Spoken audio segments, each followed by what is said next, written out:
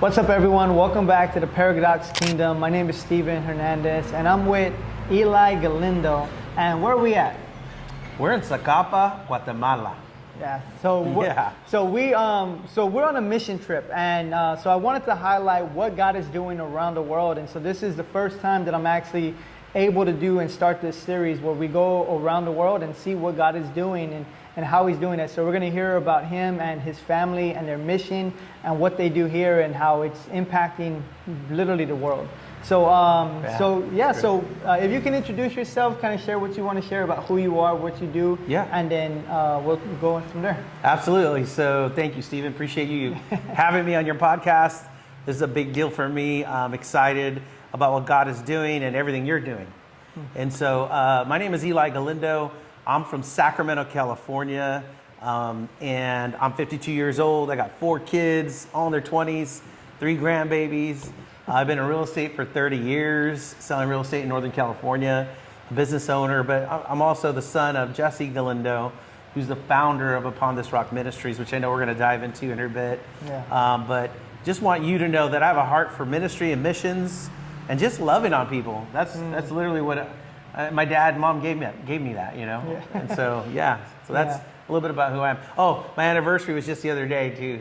I got to say that because my wife might watch, you know? And so 28 years married to the most amazing angel from heaven that God blessed me with, Roselle Galindo. So, Shout out to them. That's definitely great to hear. You know, marriages going on, continuing. I think it's 80% of marriages that pray together stay together. Amen. So definitely good for longevity. Yeah. So let's talk about kind of what Upon the Rock Ministry does, but then also kind of like hear your heart, like seeing behind the scenes, and then also as y'all continue the ministry and growing. So what does Upon the Rock Ministry?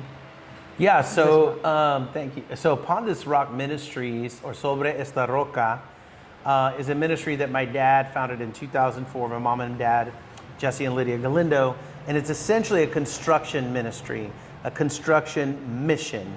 And so we come into Central America and Mexico, all these countries. So we're talking about El Salvador, Guatemala, where we're at now, Honduras. We've been to Nicaragua a few times. We've been to Costa Rica. I think that's it, and then Mexico. And we built churches from the ground up. So when we arrive, there's typically just dirt. Sometimes the pastors locally have built pre-done like trenching, and sometimes they do little things around the site, right, to prepare it. But other than that, it's us, and we get that done in about 14 days. So it's really a construction ministry that goes to Central America, and we go to places where they're impoverished. There's no money. They're in the rural communities, because a lot of missionaries do go to the large cities, and so we're trying to go outside the large cities. Yeah. So that's what we did. And I did want to mention this earlier, but Eli also has a very good TV personality. So if you need someone to get on there or shout you out, he's so I guess we'll talk about that. What are you doing now for the ministry? Because that's kind of what you've been doing, right? But you're also stepping into other roles as well. I love it. I'm silly sometimes, and I just have a lot of energy. And especially when I'm passionate about something, right? But right now, what I'm doing for the ministry as of right now is all our social media stuff. So I'm doing a lot of recordings, stories, reels, posts, photos. Not the professional stuff that you do, but the semi-pro, I'll call myself, semi-pro stuff. So we have Facebook, Instagram, TikTok. We just started the TikTok like a week or 2 ago, so that's brand new.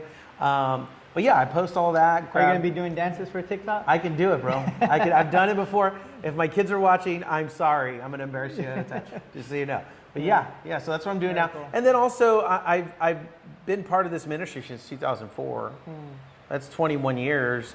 I did take about an 8-9 year where I did not come in, like an 8-9 year straight in a row, didn't come. But I really do help support my dad in making decisions and advising, seeing things he may not see because he's got a lot of moving parts. And I'm stepping into kind of joining the board and helping out more. So that's good. Yeah. So what does it feel like now? Well, I guess talk about when your dad was doing this and he was kind of in the background, and ministry is hard. It's hard on families, it's hard on the pastors and things like that. Like it's really hard. What was it like, you know, kind of growing up in the middle of that scene, like your dad going and then you also going with him, your brothers, and kind of seeing that, but then also seeing the finished product. Like, look what we did, right? Like, we helped build a church, and upon this rock, the gates of hell won't prevail against it. Amen. You know what I mean? Yeah. Amen. Yeah, so I was about 30, 31 years old when I first started, because I'm 52 now, right? And so I owned my own real estate business. I had a brokerage at the time that I was running in Sacramento that me and two partners owned. And I say that just to kind of lay some context of when I came with my dad, I just went to help. Yeah. Like, I got in the trenches, I laid cement, I did wheelbarrows and buckets of rock or sand, whatever they needed. I was not really there for leadership. I was just there to be part of the missions trip, which any of you can join at any time. In fact, we want to make that invitation at some point. And I was just watching it happen. Mom and Dad were figuring it out, you know, in 2004, 5, and 6. The cool thing is they had a bunch of people come around them from the countries, which we'll talk about. But it's very challenging.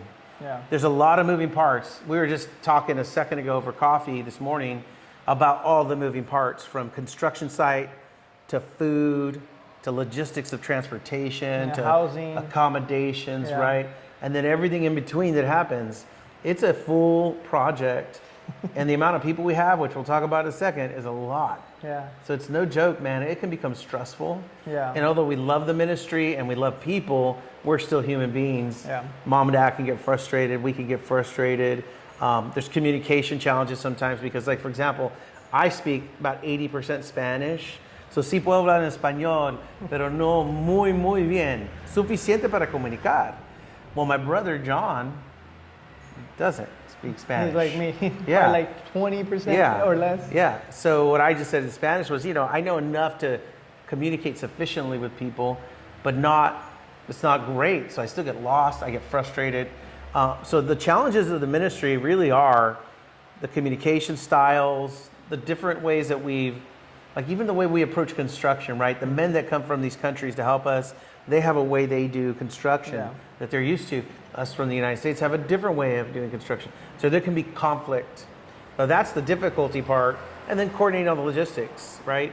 And the finances. The finances is a big part of it. If we don't have enough finances, it gets very stressful. But the reward is huge. The reward is we've built friendships and relationships.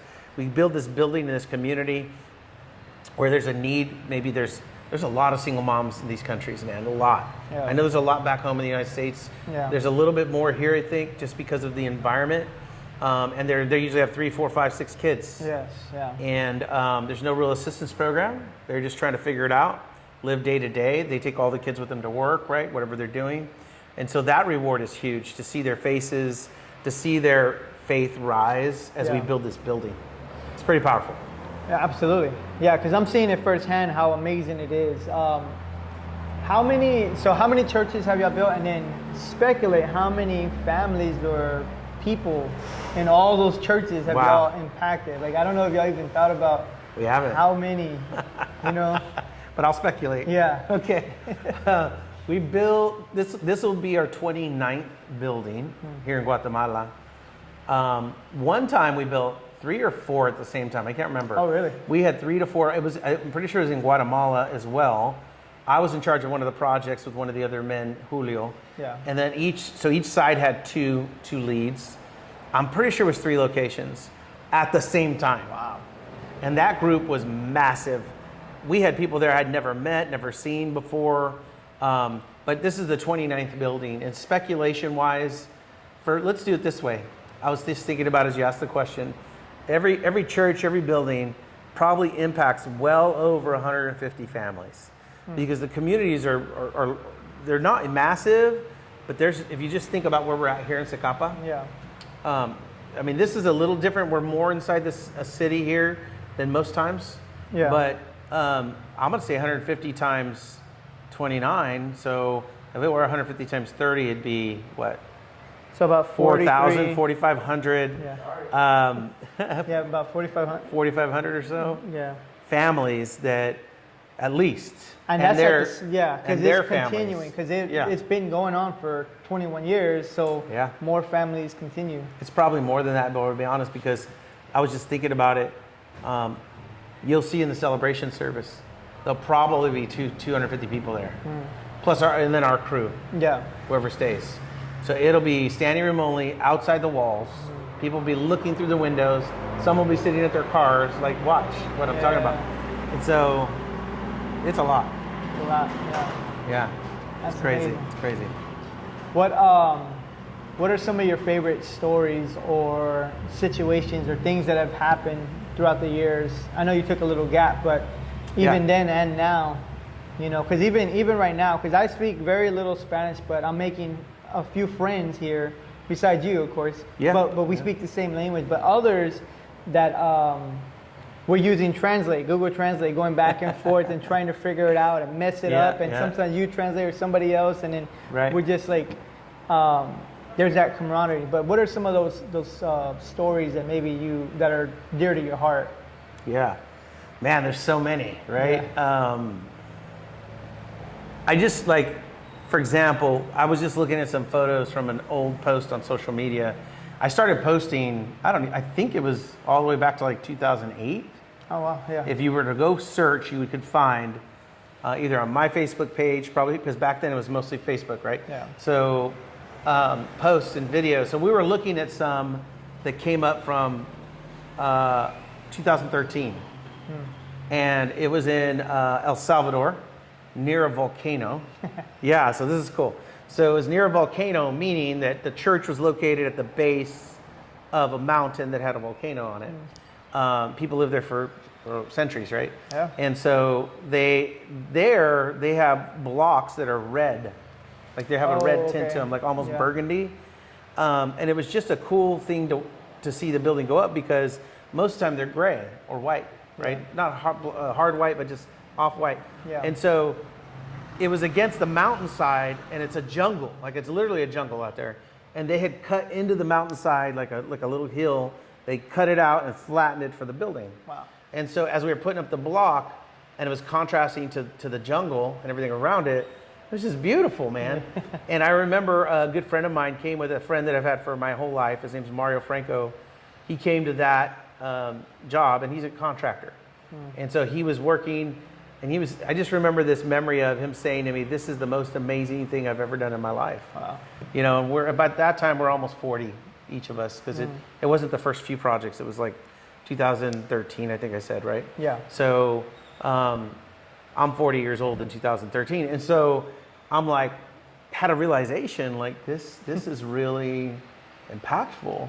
And because I'd gone already many years, so, you know, you kind of forget how impactful it is to people who go. And so he got to build, this is what's funny, he got to build the kind of the stairs to the entrance, and he wanted to put a planter there for plants. And I just remember it started raining. We're in the jungle, so it's pouring rain, like I don't know what you call that, like that downpour that's just right. And he's like, "I don't care, I'm gonna get it done." And he's just like out there. I'm like, "Mario, it's raining, we can't even see." And he just didn't want to stop, bro. He was so excited. And those are the things that really keep me going, like, wow. Yeah. Right? And there's many, many more. So I could tell you stories that were scary. Like one time, also, I think in El Salvador, or I don't remember what country, we're near some Aztec ruins, right? They were literally just down the highway about 30 minutes. And we got to see them. I have probably video or photo there. That's cool. But at the work site, one of the work sites was up this little like slope. It's up a mountain, but not a huge mountain. Like, imagine going up maybe 3/4 of a mile on a slope. Yeah. Well, it was literally like, I'm going to say like, I don't know what this is, 90 degrees is here, so maybe a 60 degree, 50 degree slope. That's pretty significant. And we're trying to get a mixer up there. Oh, man. And it had rained a little. It's a little moist. There's a lot of moisture in the air. And so the truck was pulling it up, you know, and everybody's watching because, you know, it's a whole event, right? I wish I had gotten it on film, dude. I did not have a camera or my phone ready, but it started to slip. And so it's going like this. And, you know, if you've ever done something like that, the wheels start to slide. It's scary. And on this side of it was a little hill and some houses, little makeshift houses that they have. Man. Yeah. And our fear was that it would go over into the houses. Well, luckily, God's so good because it didn't. It just came back down slowly. But that year, we didn't have a mixer to mix cement. So You were the mixer. we were the mixers. We had 3 crews of 3 people that would just shovel with shovels. So the other 2 crews would sit there because it is hard, like constant. Imagine a mixer mixes the cement, how fast that goes. Well, we had to go somewhat that fast. So we had 3 shifts, and we would just take turns every 10 to 15 minutes. The other 2 would rest, right? And we just mixed the cement for the whole building Oh my on gosh. that. That was insane because when it first happened, they thought, nope, we're not going to do this. We can't do it. We don't have mixers. And then some men got together. We can do it. Some, especially the Central Americans, like, we can do it. And I'm like, I don't believe you. And then my belief grew because we did it, right? Yeah. And that was an amazing story too. So I got so many. Yeah. So you were talking about even like, God is good. Like he made it through. He gave you us strength. So those are 2 things I'm thinking about. But how do you see God move here differently than he does in the States, right? Like we went to Nicaragua back in 2013 and the people, we were praying, we went door to door, like just praying for people, right? Yeah. Like for healing. And I remember, I forget what it was. It was like some guy, I think he was blind or something. Another one like got shot in the back of his head. His arm was paralyzed. I pray. Wow. Nothing happens. And then I'm like, okay, I'm done. They're like, no, pray again. Like, I need this, right? Like, they're like, no, you have to continue because I need this. I don't have medicine. I don't have doctors. I need this. And their faith was so big, right? Mine was so small. I didn't want to look dumb. I looked dumb already because I prayed, nothing happened. It's like, no, pray again. Pray again. So we prayed until God did move. Dude, his arm was able, he was able to raise his hand. He didn't do that for 38 years because it was paralyzed. Wow. You know what I mean? But because their faith was so big, and us will just take a medicine, go to a doctor. You know what I mean? Our first resort is natural. Their first resort is supernatural. I need God. Yeah. You know, so what do you see here or throughout all of them? It doesn't have to be specifically here, but like how God moves different because the people's trust on God is different, you know? Mm-hmm. So true, man. I was talking to my wife earlier this year about coming to this missions trip this year, and we were just talking. She's been on a few with me, and we were talking about this very thing that, like, man, the faith of these people is so different. And it's true because they don't have as much instant gratification here. They don't have, oh, I'll just take the easy way out. Like if they don't work, they don't eat. Literally. Like they can't walk into an AFDC office and get some food stamps and whatnot. Some of the big cities have that, but in these areas that we're in, there is none of that. They have to find a way to eat. They have to find a way to work. And what that means is their faith has to be bigger. Right? I think when you're in a first world country, we kind of get used to it just being like, well, it's okay. All right, never mind. I'll go over here. Or that's hard, so I'm not going to do it. And I believe that has to do with faith, that something can happen, right? Like this story you just told. I think it's awesome. Because in the worship service, which we're going to record, right, you're going to feel the faith. I don't even know how to tell you, like you can't explain it. It's like going to I hate to make a comparison to this, but it's like when you go to a professional basketball, baseball, or football game, and you're in the stadium, or a concert, and you're in the stadium, and that energy that comes from everybody doing and wanting the same thing. They want their team to win, or whatever it might be, right? That's the feeling that these countries have when they get together for services and do things, because they all want the movement of God. They all want the healing, and they believe it's gonna happen and it's meant to happen, and there is no question about it. So it is a different level of faith, man. It's hard to explain. That's the best I can do. But you're right. You're right. They do things that we probably would be just dismissive of. Dude, it's so incredible. So I guess along the lines of that, what are some other things that being here has taught you? Lessons that you learn or things that inspire you? Because, this was kind of another question I was thinking about was like, how in the world do they have enough energy to wake up that early and work all the way at night over and over and over? You know what I mean? Like that's just insane. Like it's inspiring. It's like, like we're spoiled. A little bit. We're weak. That's what it is. Because, see, this is what they say. They use this word acostumbrado, right? It's a Spanish word that means you're accustomed or used to, right? And so they're used to hard work. They're used to having to work to eat, having to work to live. Very few like extras. Like you rarely walk into like even the pastor's house next door here. There's no sofa in there. I don't know how many of you have a sofa. I'm going to say almost everybody. Yeah, and we have multiple sofas. Yeah, they don't have a 70-inch TV on the wall. They have this tiny little thing. You saw it in there. I don't know how big it is. And it's not multiple rooms and a family room and an upstairs. No, I mean, some people do live that way in these countries, but the majority of the population has a cinder block or sometimes just makeshift board home. I mean, sometimes it's dirt floor, right? Yeah.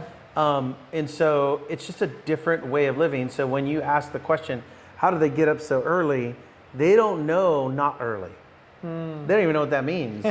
This is the time you wake up. Like if for us it's 7 a.m., that's normal. Like why aren't you up? It's like you should be up. Aren't you going to work? Right? Yeah. That's kind of the way we think in the States. They're thinking like there's already light out. You're late. You're late wherever you're going probably, right? I'm going to say the majority of the workers, that's the way they think. Yeah.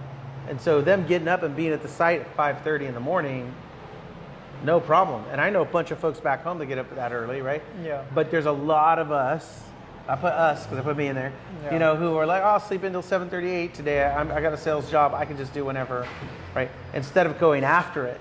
They're going after it because it's survival. It's survival, yeah. So it's just a different mentality altogether. I know every time I go back or when I'm here, like if someone asks for something right now, I just get up and go.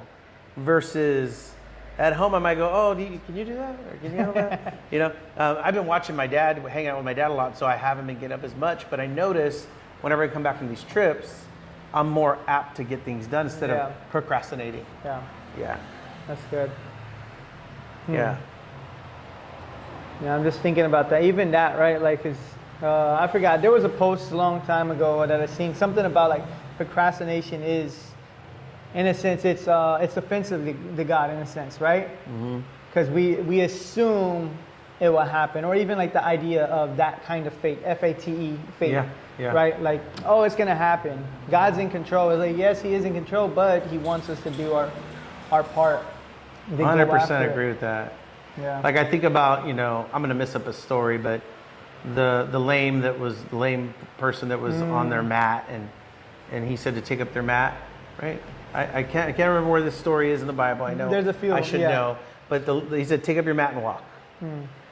It's like you must take action. Jesus didn't just go and say, "Whew," and hover him to his feet. Yeah. You know, he could have. I mean, he's the God of all creation, and so, but he didn't. He said, "Hey, you take action. You grab your mat. You stand up, and walk, and you'll be healed."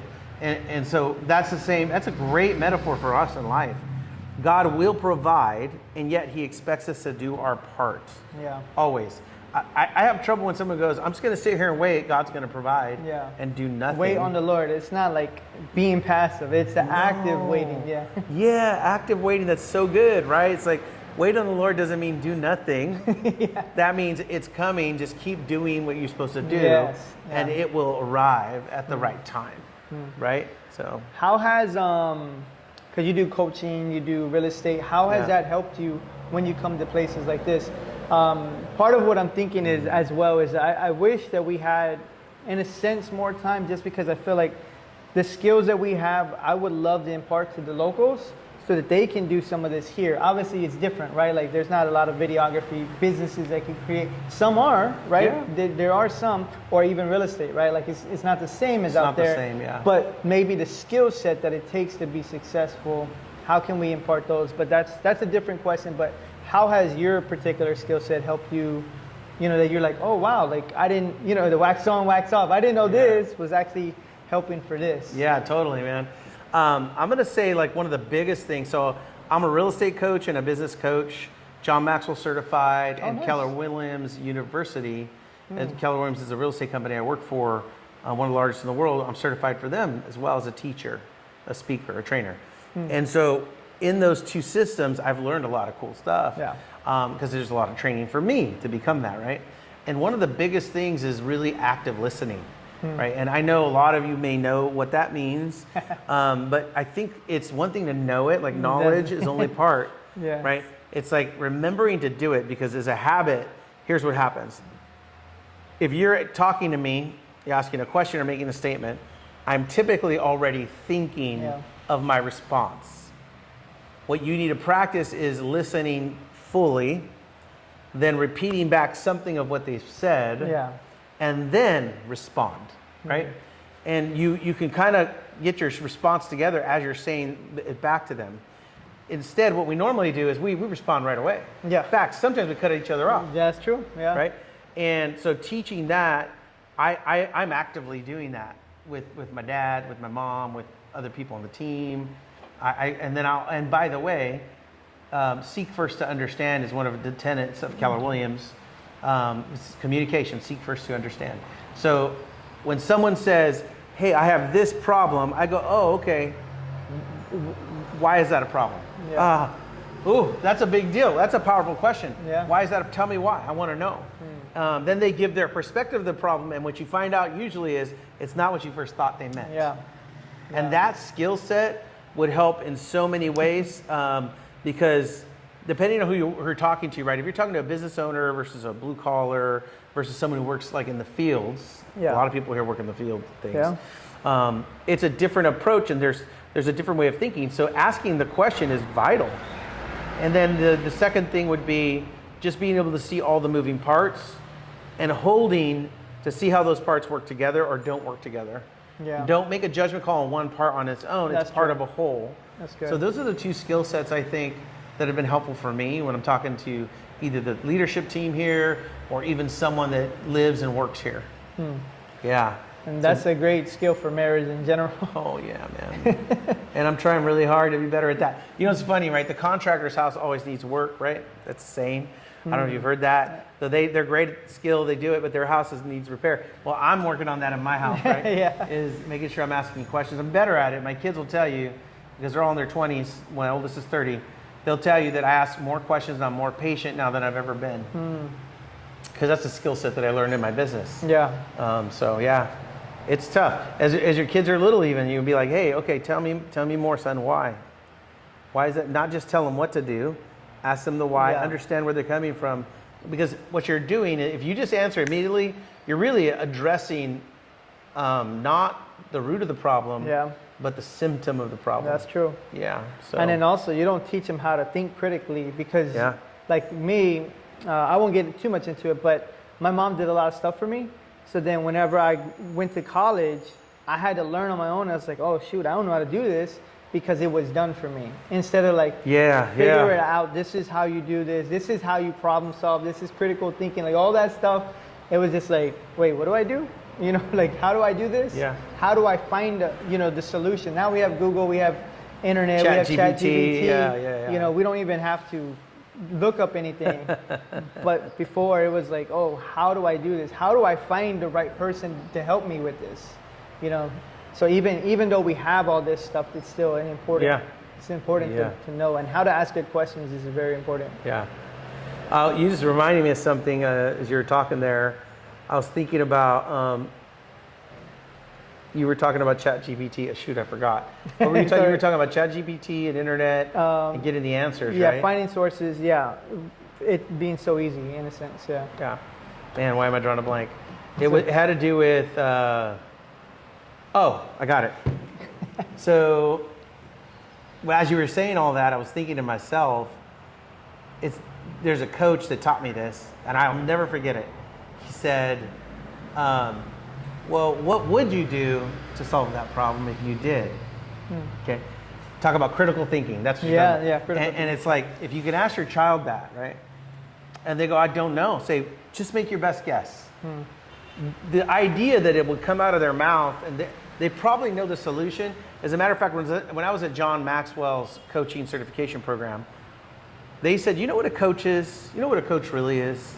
A coach is someone who helps the individual discover that which they already know. Yeah.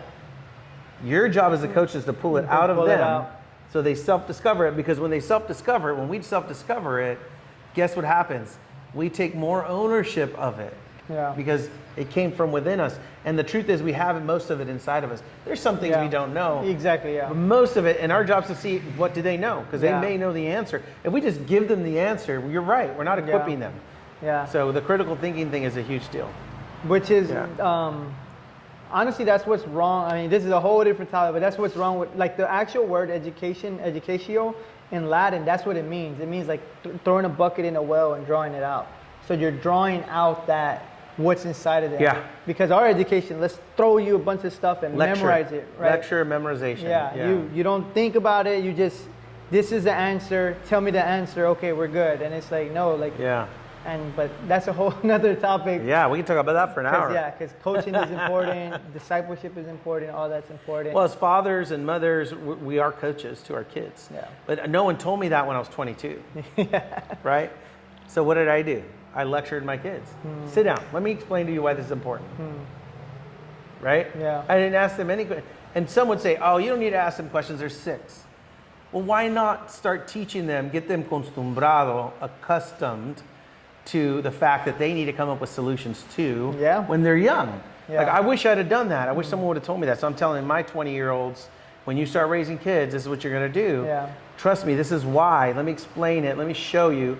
Try not to lecture them again, because it's easy to do, right? Yeah. But still show them like the value in that. I mean, that's huge, man. Yeah, and that reminds me of one of the most shocking things when we first landed in Nicaragua. It was like 2 a.m. and there was like a lot of little kids that have made flowers and crosses from the leaves. And they're out there hustling. I mean, obviously survival, but they're so young, 2, 3 years old, 5 years old, that we're doing that. You know what I mean? We don't, they have, it is because of survival, but also like their level of kids being entrepreneurs is insane. I remember when we would go out to the streets in the central area, and we were eating, there was kids that were like playing the drums, or they would dress up like puppets and stuff like that. And I was like, look at how young they are, right? Like, it was amazing. It was inspiring. Obviously, there's some bad to it too, because they have to do it. But the idea, and I was like, man, like, and in the Jewish culture, when kids are at the age of 5 back then, they would learn the whole Torah, the first 5 books memorized completely by the age of 5. Us is like, can we even get them to memorize, a verse or something? Yeah, 1 verse a week or whatever. Yeah, and so... well, you remind me of, sorry to interrupt, I was thinking about something as you were saying that is, when the kids are that, like my dad's generation, for example, and the way you describe these kids, my dad's generation worked in the field as an elementary student, as a high school. They went to school, came straight to the fields. In their field, And then summers in the fields. You can go hang out after the day of work is done, son. Because the family, 9 kids, right? We need to be able to help the family. Yeah. And then I was talking to another brother that I went to Washington State with for a drive just a few weeks ago, as he did a celebration of life service for his wife who passed from cancer. And we were in the car for 14 hours together, and he's sharing me these stories of how, I wanted to play baseball real bad, but Dad said I couldn't because it was during the season for picking something.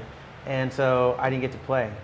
And I knew that it was more important for the family to do that. Was I upset and hurt and bummed? Yeah, I was. But you know what it taught him? Good work ethic, right?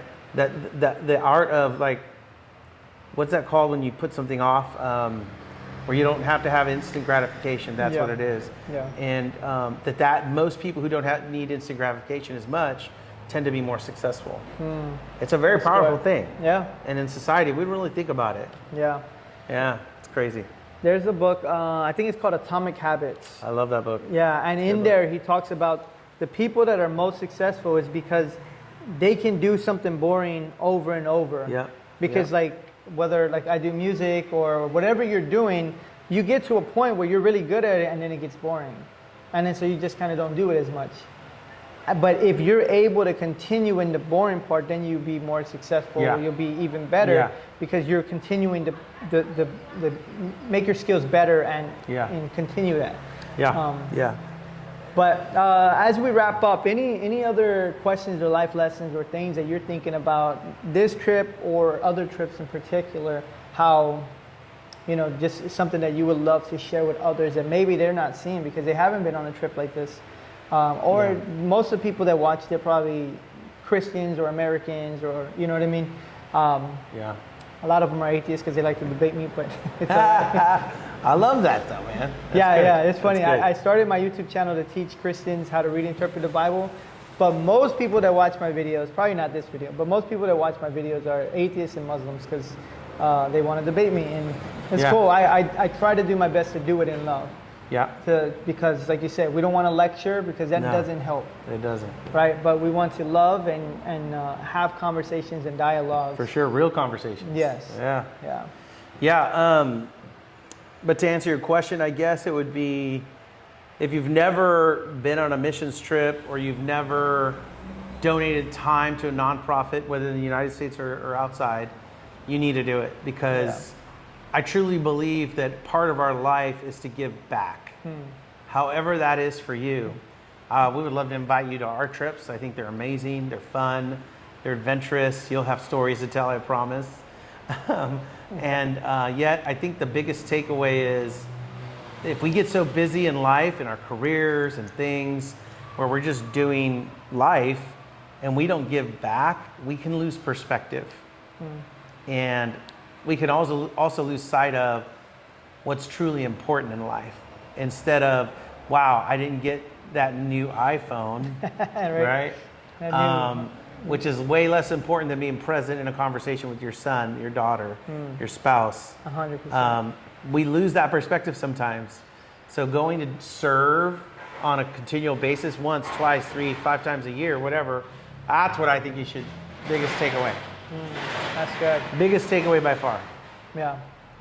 Yeah, so I definitely appreciate your time. It's been a great conversation. I've been enjoying all the conversations that we have off camera as well. Tell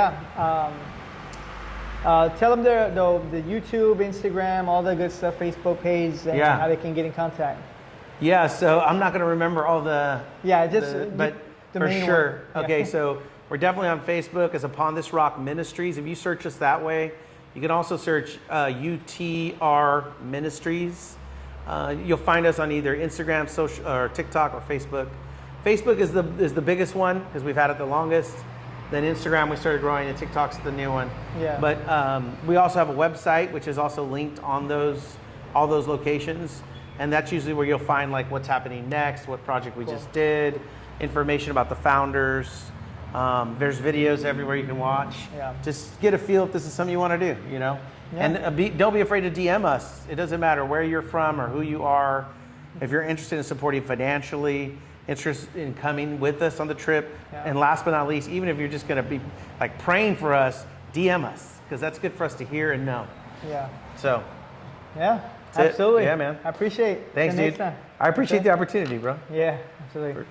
Peace.